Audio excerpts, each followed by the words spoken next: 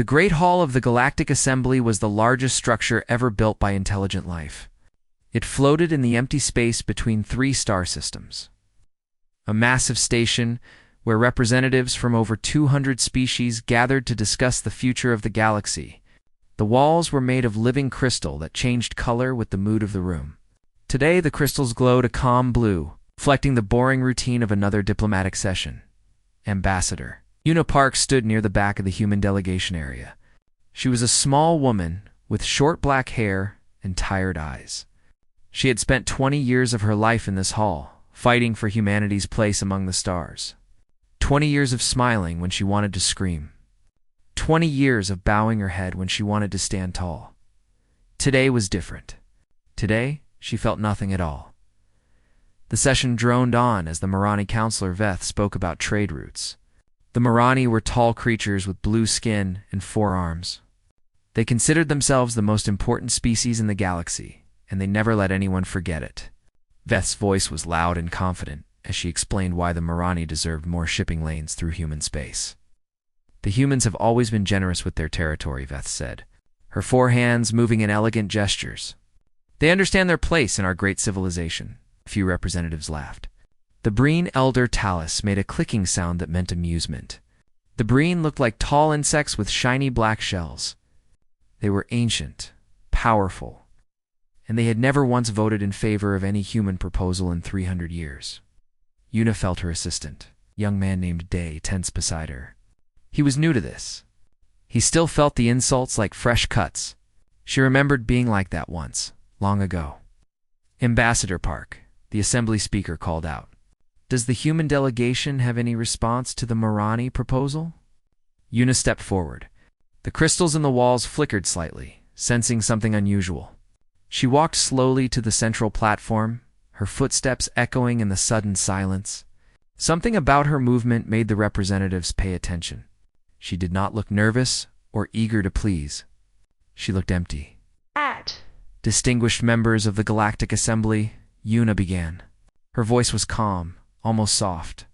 I have a statement to read on behalf of United Earth and all human colonies. She pulled out a small datapad. Her hands did not shake. Effective immediately, the United Earth government is withdrawing from all galactic treaties, trade agreements, and diplomatic relations. All human embassies across the 12 star systems will close within the next 6 hours. All human personnel are being recalled to Earth space. The warp gates connecting human territory to the greater galaxy will be sealed. We thank you for 300 years of ... education. She put the datapad away. The silence lasted exactly 4 seconds. Then the hall exploded into chaos. Councilor Veth jumped to her feet, all 4 arms waving wildly. This is absurd. You cannot simply leave. We have contracts. Agreements. Elder Talus made a sharp clicking sound. This is clearly a negotiating trick. The humans want something. They always want something. Other representatives shouted over each other.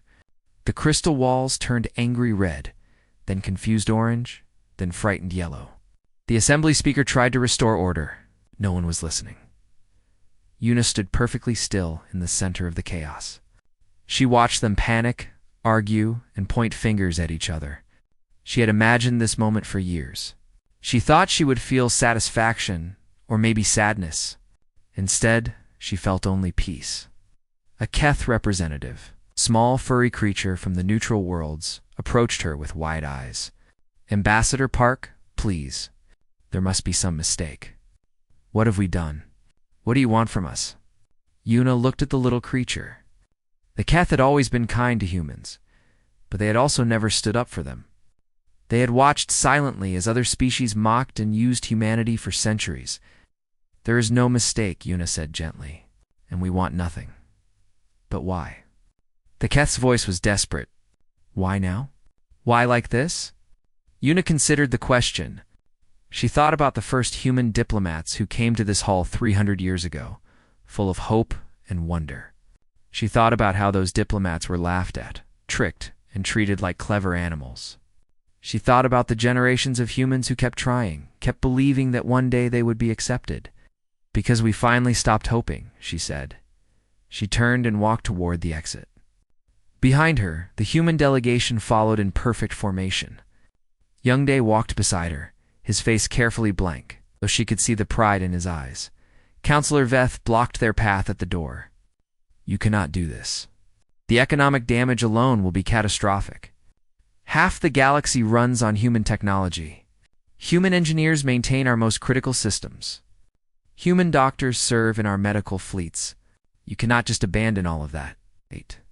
We can, Yuna said simply. We are. The Assembly will not allow this. Yuna almost smiled. Almost. The Assembly has no authority over humans anymore. That is what withdrawal means, Counselor. She stepped around Veth and continued walking.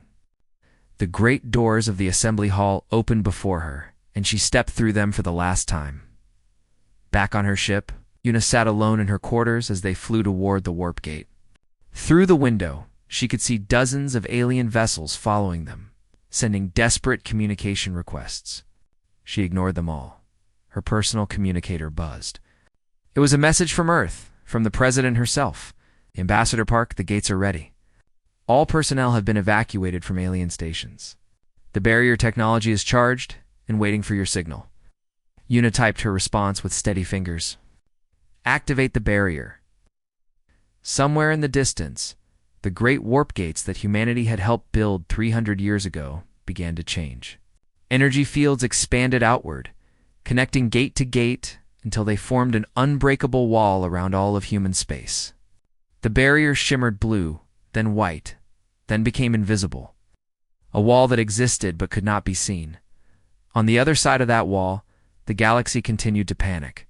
Ships rushed toward human space, only to find they could not enter. Communications bounced back undelivered.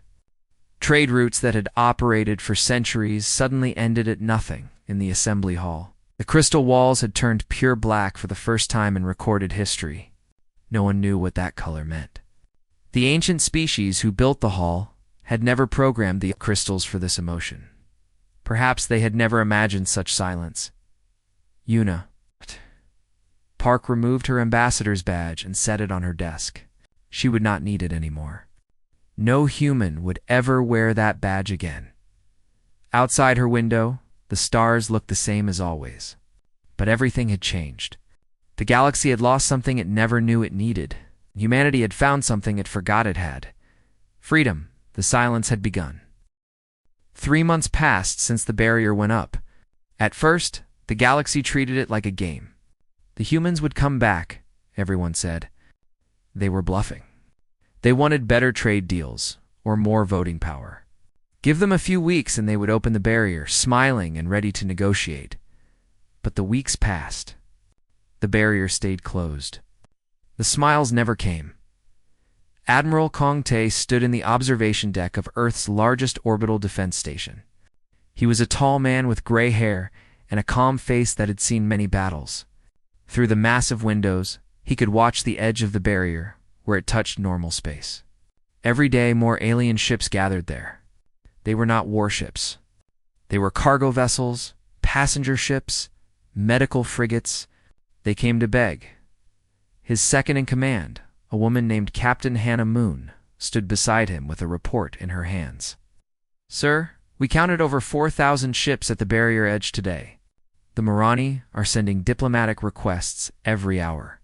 The Breen have offered 3 different trade packages. The Keth are simply crying. Tay nodded slowly. Any military threats? A few. The Voran Empire tried to force their way through last week. Their entire fleet bounced off the barrier like toys. They lost 2 cruisers to the energy feedback. Hannah paused. They have not tried again. Tay turned away from the window. What about the internal situation? Stable. All colonies are self-sufficient. The farms are producing more than we need. The factories are running at full capacity. Honestly, sir, we are doing better than we ever did when we were trading with the galaxy. This did not surprise Tay. Humanity had always given more than it received. They had shared their food technology, their medicine, their engineering skills. They had asked for nothing except respect, and they had received only mockery in return. On the other side of the barrier, the truth was becoming clear. The Marani homeworld of Mora Prime was the first to show signs of trouble. Their famous floating cities depended on gravity generators designed by human engineers. For centuries, the Marani had let humans maintain these generators, never bothering to learn how they worked. Why would they? The humans were always happy to help, always eager to prove their worth. Now, without human technicians, the generators began to fail. Small failures at first. A floating garden dropped a few meters. A transport platform shook during flight. But the failures grew worse. One morning, an entire section of the capital city tilted dangerously, sending thousands of Marani tumbling through the streets. Counselor Veth screamed at her engineers to fix the problem. They could not. They did not understand the human technology they had used for 300 years. The Breen faced a different crisis. Their famous medical chambers, the ones that could heal almost any injury or disease, stopped working one by one. The chambers used special crystal processors that only humans knew how to make. The Breen had stockpiles, but stockpiles run out. Elder Talus watched the reports come in from across Breen space. Hospitals were closing. Diseases that had been eliminated generations ago were returning. Brienne's citizens were dying from sicknesses that should have been cured in minutes. How did this happen? Talus demanded, her shell clicking in distress. We are the most advanced medical species in the galaxy. How are we dependent on human technology? Her advisors had no answer. The truth was simple, but painful. The Breen were excellent doctors, but they were terrible engineers. When humans offered to build better medical equipment, the Breen accepted happily. When humans offered to upgrade their systems, the Breen said yes without thinking. Over 3 centuries, the Breen medical system had become completely dependent on human technology that only humans understood. The Keth world suffered the most. The small furry creatures lived on planets with thin atmospheres. They needed special machines to make their air breathable. Those machines were human designs, maintained by human technicians who visited every few months. Without those visits, the machines began to fail. The air on Keth colonies became thin and poisonous. Millions of Keth struggled to breathe. Their small bodies weakened by oxygen they could not process, Dr. Sora. Lee had been humanity's chief medical liaison to the Keth. She had spent 15 years of her life helping those gentle creatures. She had delivered Keth babies, healed Keth elders, and taught Keth doctors how to use human medical tools. Now, she sat in her apartment on Earth, reading the desperate messages that came through emergency channels. The Keth were begging for help. They were offering anything, everything. They promised to change, to treat humans better, to give them whatever they wanted. Sora read the messages and felt her heart break. She loved the Keith people. They had always been kind to her. But she also remembered standing in the Galactic Assembly when the Keth representative voted against giving humans a seat on the medical council. Humans are skilled, the representative had said, but they are not ready for such responsibility. That was 10 years ago. The Keth had smiled apologetically at Sora after the vote, as if their betrayal meant nothing. She closed her communication device without responding. Orders were orders. Back at the Galactic Assembly, an emergency session was called. The crystal walls glowed dark purple, a color of fear and despair. Representatives from every species gathered, their voices mixing in a chaos of panic and blame. The humans planned this. Counselor Veth shouted. They made us dependent on purpose. Nonsense, Elder Talus clicked back. They gave us their technology freely. We chose to rely on it. Then why did they never teach us how it works? We never asked. We thought we were too important to learn from primitives. The word hung in the air. Primitives. That was what they had called humans for 300 years. Clever primitives. Useful primitives. Entertaining primitives. Never equals. Never partners. Never friends. A young Keth representative raised her small paw. Her breathing was heavy because even the assembly station's air systems were beginning to fail without human maintenance. Maybe, she said softly, we should ask ourselves a different question. Not why did the humans leave, but why did they stay so long? We gave them nothing but insults. We used their skills and mocked their culture. We took everything they offered and gave them only cruelty in return." She paused to catch her breath.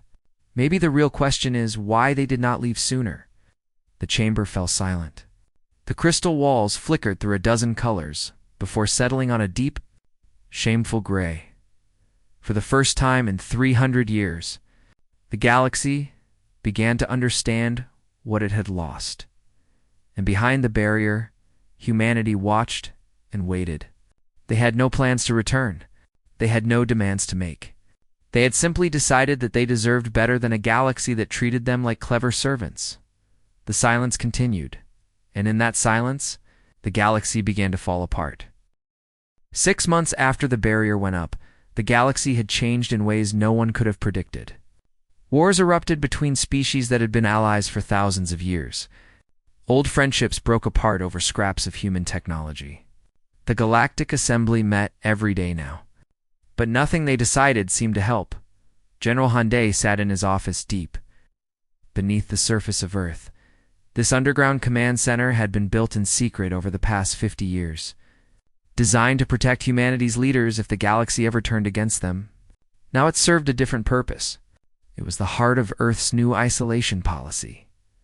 Day was an old soldier with a face full of scars from wars most people had forgotten.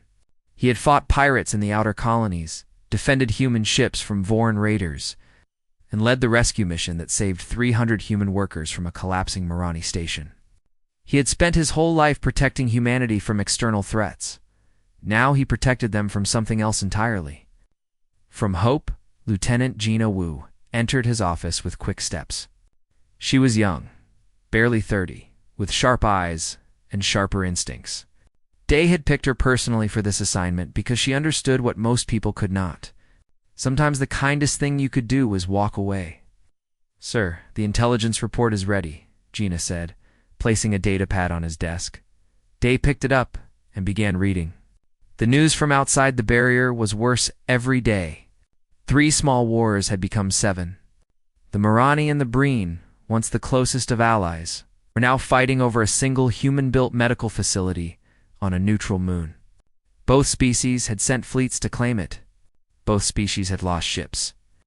"The Veth mining consortium has collapsed," Gina continued. "Without human atmospheric processors, their workers cannot breathe on most of their extraction sites. They have abandoned 63 mining operations in the past month alone." He had expected this. The Veth were strong and proud, but they had built their entire economy on mines that required human technology to operate safely. What about the Keth? Gina's face softened slightly. The Keth were hard to hate. They were gentle, kind, and had never been cruel to humans on purpose. They had simply been weak. They had watched others mock humanity and said nothing. Famine has spread to 12 of their colonies. Their food distribution networks depended on human logistics software. Without updates, the systems are crashing. She paused. They have started rationing on their homeworld. They set down the datapad. He walked to the window that showed a simulated view of Earth's surface. Real sunlight did not reach this deep underground, but the simulation was perfect. Green forests, blue oceans, white clouds. Humanity's home had never looked more beautiful. "The Assembly has sent another request," Gina said carefully. "They want to know our demands." Day almost laughed. "Almost. We have no demands." Gina stepped closer. "Sir, I know that is our official position, but surely there must be something we want from them. Some change we would accept in exchange for reopening relations." Day turned to face her. His eyes were not angry, only tired. "Lieutenant, do you know why I chose you for this assignment?" "Because I scored highest in strategic analysis at the Academy."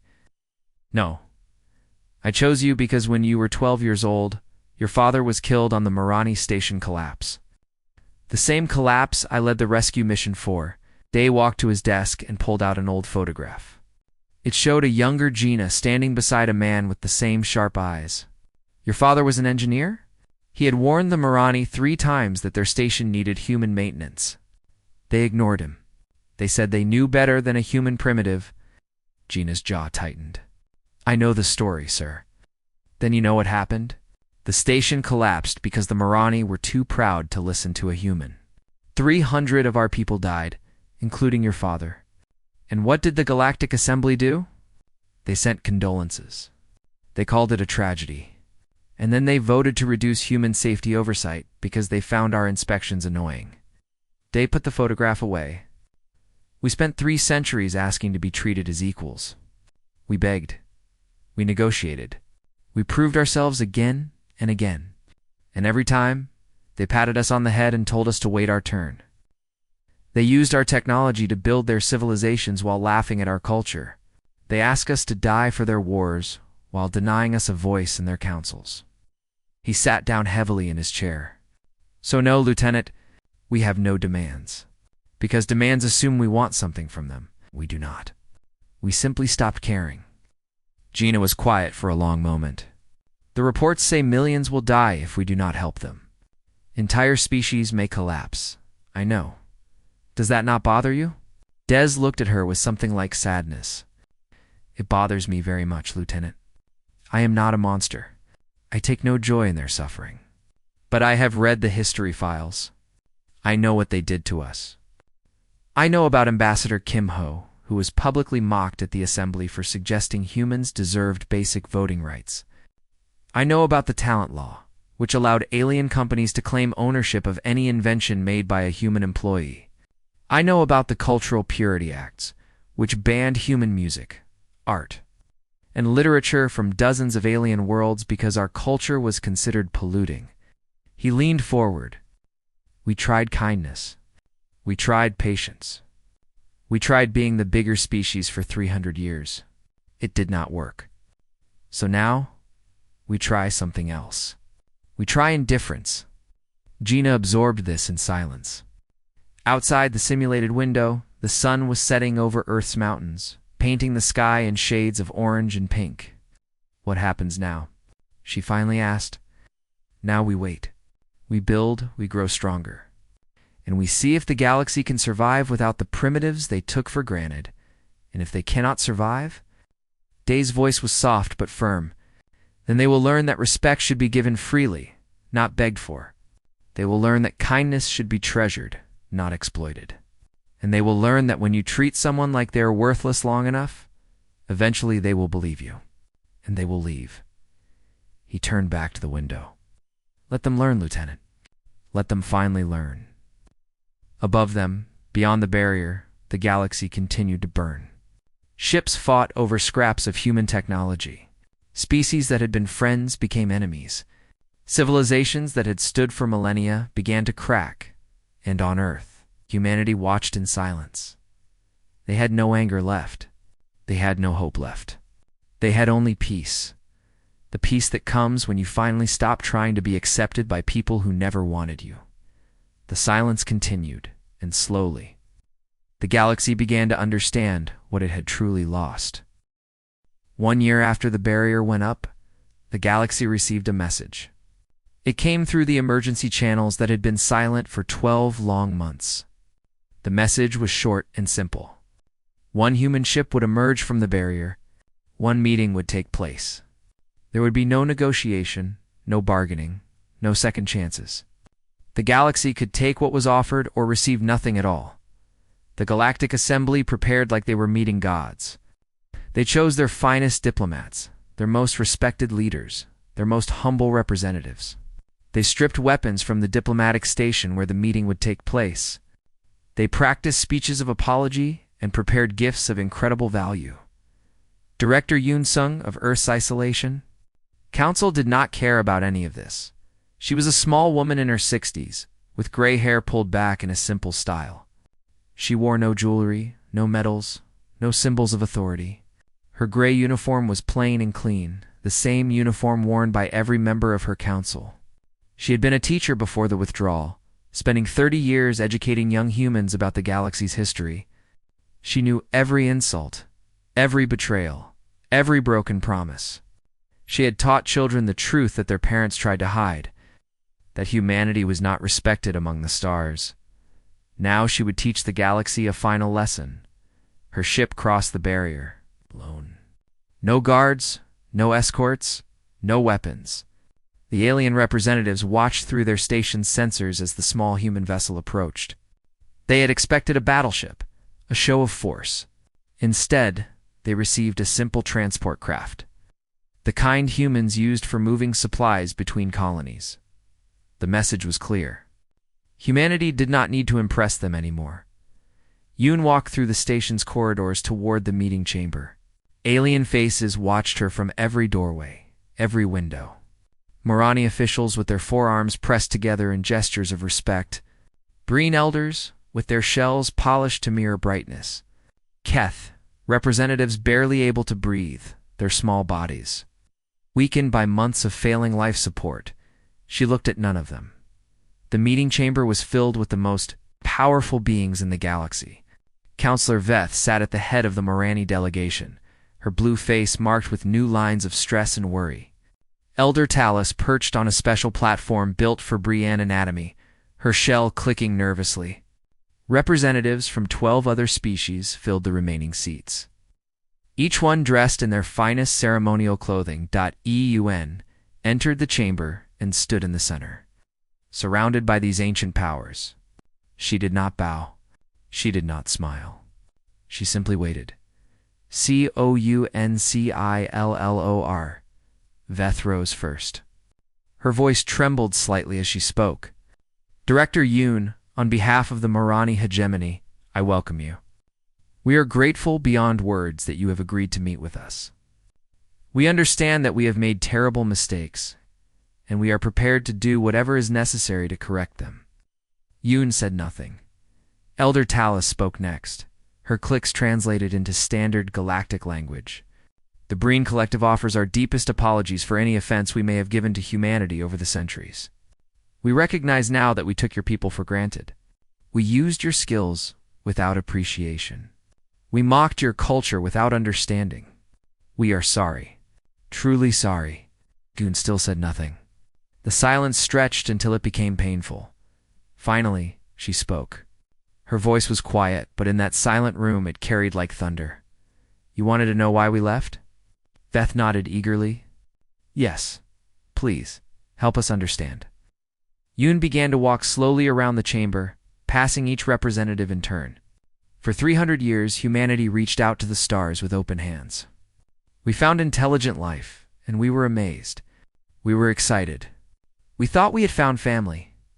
She stopped in front of a Keth representative, a small creature who looked up at her with large, sad eyes. We shared everything we had. Our technology, our medicine, our food, our art. We did not ask for payment. We did not demand favors. We gave because giving was in our nature. We wanted to help. She continued walking. And what did we receive in return? You called us primitives. You laughed at our music and banned our literature. You used our engineers and refused to credit their work. You asked us to fight in your wars and denied us a voice in your councils. You took our kindness and treated it like weakness. Counselor Veth lowered her head. We were fools. Yes, Yoon agreed. You were. But that is not why we left. The representatives looked up in confusion. Yoon stopped walking and faced them all.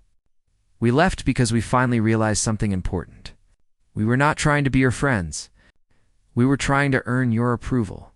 We were desperate children seeking praise from parents who would never love us. She let those words sink in before continuing. For 300 years, we measured our worth by how the galaxy saw us. Every insult hurt because we cared about your opinion. Every rejection wounded because we wanted your acceptance. We were slaves to your judgment. Elder Talus made a soft clicking sound of distress. We did not know. We did not understand how deeply our words cut. Of course you did not understand, Yoon said calmly. You never bothered to ask. You assumed we were too primitive to have feelings as complex as yours. You thought our smiles meant we were happy, when really we were just trying to survive in a galaxy that despised us. The young Keth representative raised her paw weakly. What changed? What made you finally leave? Yoon turned to face her. For the first time, something like warmth entered her voice. A child asked me a question. A student in one of my history classes. She was 8 years old, and she asked why we kept trying to be friends with people who hated us. Yoon smiled slightly. I did not have an answer. I had been teaching the history of human suffering in the galaxy for 30 years, and I could not explain to an 8-year-old why we accepted it. That night, I went home and cried for hours. And then I started talking to others. Other teachers. Other parents. Other humans who were tired of smiling through pain. She looked around the chamber. We did not organize a rebellion. We did not plan revenge. We simply started asking ourselves the same question that little girl asked me. Why? Why did we keep trying? Why did we accept treatment that no species should accept? Why did we let you define our worth? She paused. And when we could not find good answers, we stopped. We stopped trying. We stopped caring. We looked inward and discovered something beautiful. Her voice grew stronger. We discovered that we did not need you. We had told ourselves for 300 years that we needed galactic acceptance to survive. It was a lie. We had everything we needed within our own borders. Food, technology, medicine, culture, everything. We had given so much to the galaxy that we forgot how much we had kept for ourselves. She stepped back to the center of the chamber. This meeting is not a negotiation. We have no demands because we want nothing from you. We came here only to answer your question. You wanted to know why we left? She spread her hands. We left because we finally learned to love ourselves. We left because we stopped seeking approval from people who would never give it. We left because we realized that the galaxy's opinion of humanity did not matter. She turned toward the exit. That is your answer? Do with it what you will, Counselor Veth called out desperately. Wait, please. What can we do? How can we make this right? Yoon paused at the door. She did not turn around. I do not know, she said softly. Perhaps you cannot. Perhaps some wounds are too deep to heal. Perhaps some lessons can only be learned through suffering. She walked through the door and did not look back. Behind her, the most powerful beings in the galaxy sat in stunned silence. They had prepared for anger. They had prepared for demands. They had prepared for revenge. They had not prepared for indifference. And somehow, that was worse than anything they could have imagined. 5 years had passed since the day humanity closed itself off from the galaxy. 5 years of silence, of rebuilding, of learning to live alone. Behind the barrier, Earth and its colonies had flourished like never before. Cities grew taller and cleaner. Forests spread across lands that had once been scarred by industry. Children were born who had never known the weight of galactic judgment, who had never been taught to feel ashamed of being human. President Narration stood in the Garden of New Sol, a vast park built on what had once been a military base. Cherry blossom trees surrounded her, their pink petals falling like gentle snow. She was a tall woman with kind eyes and steady hands, the first president elected after the withdrawal. She had run on a simple promise, to heal humanity's wounds and prepare them, whatever future they chose. That future had arrived. Her cabinet gathered around her in the morning light. Foreign Minister Jin Q held a datapad containing 5 years of negotiations. Secretary of Defense Kong Tae, now retired from military service, stood with his arms crossed, his scarred face thoughtful. And beside them all stood Una Park, no longer an ambassador, but still carrying the weight of history on her shoulders. They have agreed to everything, Jin Q reported, his voice quiet with disbelief. Full voting rights in the Galactic Assembly. Complete reparations for 300 years of economic exploitation. A formal apology broadcast to every inhabited world in the galaxy. Recognition of human sovereignty over all our territories. And most importantly, he paused, still struggling to believe what he was reading. They have requested permission to trade with us. Permission, Madam President. The great powers of the galaxy are asking humanity for permission. President Nari nodded slowly. She had expected this day would come. The galaxy could not survive without the foundations humanity had built. 5 years of trying had proven that, beyond any doubt, the Marani hegemony had fractured into 12 smaller nations, each one struggling to maintain the basic systems that had once worked perfectly under human care. Their famous floating cities now floated at awkward angles, kept aloft by desperate improvisation rather than elegant engineering. Their population had declined by 15% as people fled to more stable worlds. The Breen Collective had reformed completely. Elder Talis had been replaced by a new council that publicly demolished the monuments that had mocked humanity for centuries. They had rebuilt their medical system from scratch, painfully relearning skills they had forgotten in generations of comfortable dependence. Their people still suffered, but they were learning to stand on their own. The Keth worlds had experienced the worst suffering, but also the deepest transformation. Their gentle nature had nearly destroyed them, but it had also saved them. They were the first species to truly apologize to humanity, not because they wanted something in return, but because they genuinely understood the pain they had caused through their silence. Their representative had wept openly at the Galactic Assembly while reading a document called the Keith Acknowledgement of Human Dignity. Present Nari turned to Unipark. Ambassador, you started this. I think it is fitting that you finish it. Yuna's face showed nothing, but her eyes held something that might have been peace. I am no longer an ambassador, madam. President. Today you are. If you accept. Yuna looked out at the cherry blossoms, at the beautiful world humanity had built for itself. She thought about the young woman she had been when she first walked into the Galactic Assembly, full of hope and eager to make friends among the stars. She thought about the tired old woman who had walked out of that same chamber, empty of everything except the strength to leave. I accept, she said. The barrier opened at noon, Earth time. It did not fall dramatically or shatter into pieces. It simply faded away, dissolving like morning mist under a rising sun. On the other side, thousands of alien ships waited in perfect formation. They were not warships. They were representatives from every species in the galaxy, gathered to witness the moment when humanity returned. But humanity did not return as they had left. A fleet of human ships emerged through the space where the barrier had been. Cargo vessels loaded with medical supplies, engineering ships carrying repair equipment, agricultural transports packed with food for starving worlds. They came not as conquerors but as helpers, just as humans had always been. But something was different. Something in the way the ships moved, the way the crews carried themselves. There was no eagerness to please, no desperation for approval. There was only calm confidence, the confidence of a people who knew their worth and no longer needed others to confirm it. Yuna. Park's ship led the fleet to the Galactic Assembly Station. The Great Hall had been renovated during the 5 years of silence.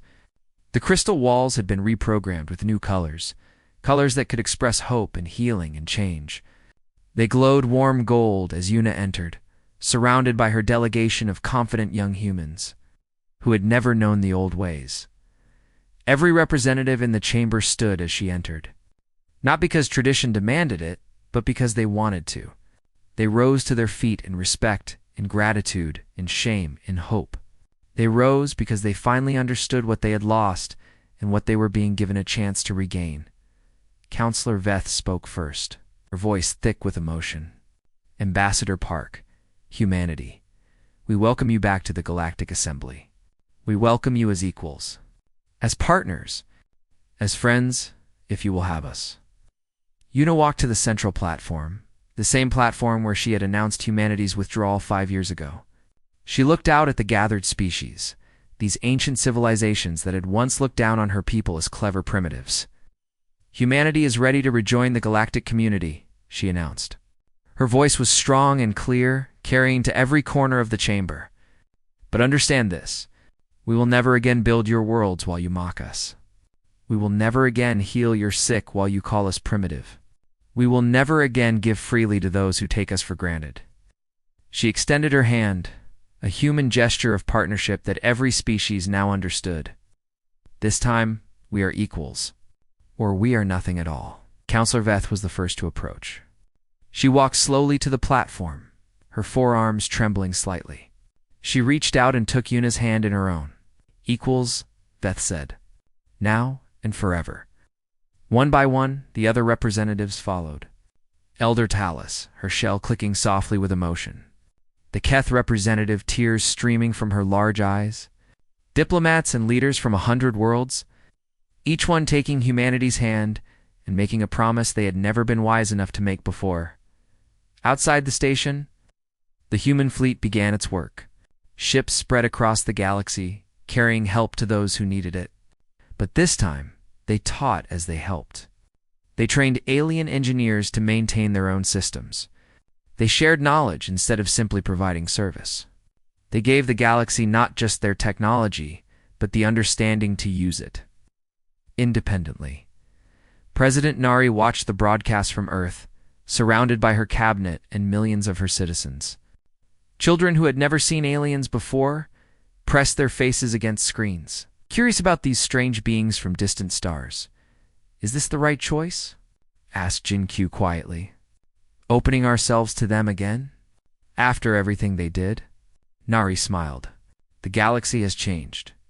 We have changed. The people we were 5 years ago needed to leave. The people we are today are strong enough to return." She watched as Unipark shook hands with species after species, building bridges that should have been built 300 years ago. "We're no longer seeking their approval," Nari continued. "We are offering our friendship. There is a difference, a great difference." The cherry blossoms continued to fall in the Garden of New Soul. Somewhere in the vast reaches of space, humanity was teaching the galaxy a new lesson. Not through war or revenge or cruelty, but through the simple power of self-respect. The silence had ended, and in its place, something beautiful had begun. A galaxy not of masters and servants, not of superior and inferior, but of equals walking together toward a future none of them could imagine alone. This was humanity's true gift to the stars. This was how the primitives changed everything.